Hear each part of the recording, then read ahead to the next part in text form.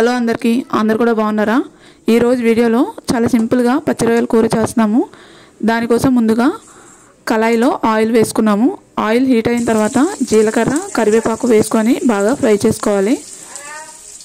జీలకర్ర కరివేపాకు ఫ్రై అయిన తర్వాత కట్ చేసి పెట్టుకున్న ఉల్లిపాయలు పచ్చిమిర్చి కూడా వేసుకొని కలిపి మూత పెట్టి ఉడికించుకోవాలి. ఈ వీడియో కనుక నచ్చితే లైక్ చేసి సబ్స్క్రైబ్ చేసుకోండి. వీలైతే మీ ఫ్యామిలీ అండ్ ఫ్రెండ్స్ కూడా షేర్ చేయండి.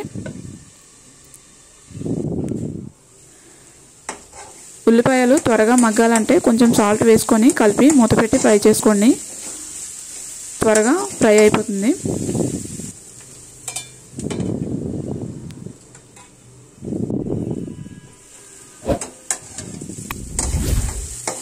ఉల్లిపాయలు ఫ్రై అవుతుంది చూడండి, ఇలా గోల్డెన్ బ్రౌన్ కలర్లోకి రావాలి. నెక్స్ట్ దంచి పెట్టుకున్న అల్లం వెల్లుల్లి పేస్ట్ కూడా వేసుకొని బాగా ఫ్రై చేసుకోవాలి, పచ్చివాసన పోయినంత వరకు.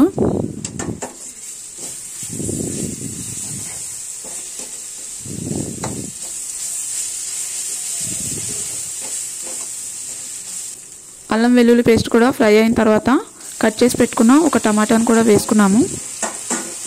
ఈ టమాటాలు కూడా బాగా ఫ్రై అవ్వాలి. చూడండి, ఇలా మగ్గిపోవాలన్నమాట టమాటా కూడా. నెక్స్ట్ ముందుగా క్లీన్ చేసి పెట్టుకున్న రొయ్యలను కొంచెం ఉప్పు పసుపు వేసి ఒక అరగంట పాటు పక్కన పెట్టుకున్నాను. వాటిని ఇప్పుడు వేసుకుంటున్నాను. చూడండి, రొయ్యలు ఎలా క్లీన్ చేసుకోవాలో అందరికీ తెలిసిందే. నేనైతే ఒక గంట పట్టిందనమాట టైం, ఫస్ట్ టైం క్లీన్ చేయడం రొయ్యల్ని. ఇలా రొయ్యలన్నింటిని కూడా వేసుకొని కలిపి మూత పెట్టి ఉడికించుకోండి ఒక 5 నిమిషాలు.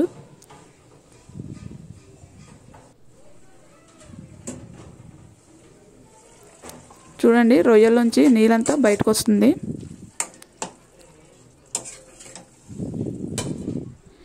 ఇలా వాటర్ అంతా బయటకు వచ్చినంత వరకు ఉడికించుకోవాలి. ఇప్పుడు సరిపడినంత కారం, ఉప్పు, గరం మసాలా, జీరా పౌడర్ కూడా వేసుకొని కొంచెం పసుపు కూడా వేసుకొని కలిపి మూత పెట్టి ఒక 2 మినిట్స్ ఉడికించుకోండి.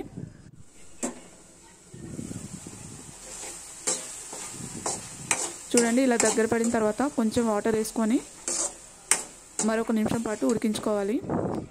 చిన్న రొయ్యలు కాబట్టి చాలా టేస్టీగా ఉంటుంది, చాలా సింపుల్గా అయిపోతుంది అన్నమాట.